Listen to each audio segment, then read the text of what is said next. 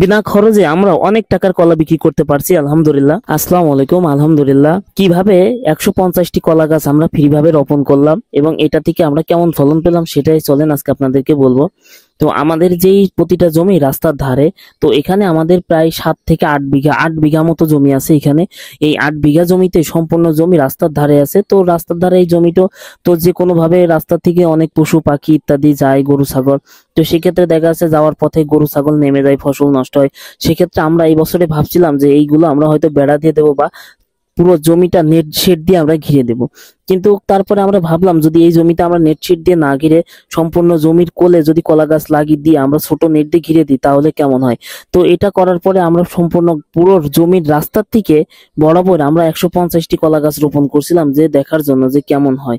তো মাশাল্লাহ, এটা থেকে যে এত ভালো ফলন হবে আর এত কলা হবে তা আমরা কখনোই ভাবতে পারিনি।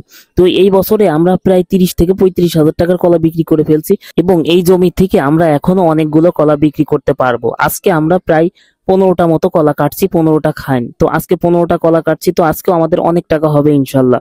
তো এই কলাগুলো আমরা কিন্তু একেবারে ফাও পেয়ে যাচ্ছি। আমরা তেমন কোনো সার মাটি বা তেমন পানি কোনো কিছুই দিই না, যেটা বৃষ্টির পানি যেটা হয় সেটাতেই দিই আর কি। তো আপনাদের যাদের এমন জমি আছে আপনারা লাগাবেন, অবশ্যই লাভবান হবেন। এই বছরে আমরা নতুন করে আরো 4 বিঘা জমিতে কলা চাষ করছি, কিন্তু এই কলাগুলো যে আমাদের এমন ক্ষতি হবে আমরা কখনোই আগে কখনো ভাবিনি। কলা চাষে তেমন খাটনি এবং পরিশ্রম না হয়, দেখা যাচ্ছে অত পরিমাণ জোনও লাগে না। সেই জন্য আমরা এই দূরের এই জমিটাতে 4 বিঘা জমিতে কলা লাগাইছি, কলা চাষ করছি, যাতে আমাদের এত পরিমাণ, যেহেতু আমরা আমাদের বাসা থেকে এটা অনেক দূরের জমি, এই জন্য আমরা এত বারবার আসতে পারি না, এই জন্য আমরা এই জমিতে কলা লাগাইছি।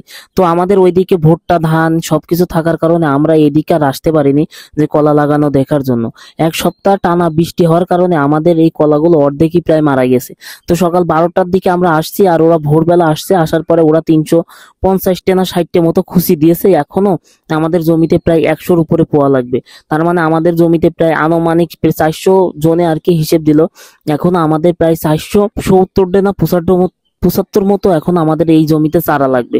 তাহলে এবার চিন্তা করেন আমাদের এই জমির কত পরিমাণ পোয়া মারা গেছে। তো যাই হোক, আমাদের বড় একটা অংশের ক্ষতি হয়ে গেছে।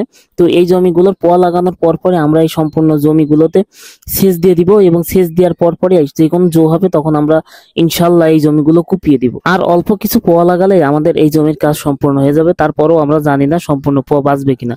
তো আমাদের ভিডিও যদি ভালো লাগে অবশ্যই লাইক করবেন, কমেন্ট করবেন। আল্লাহ।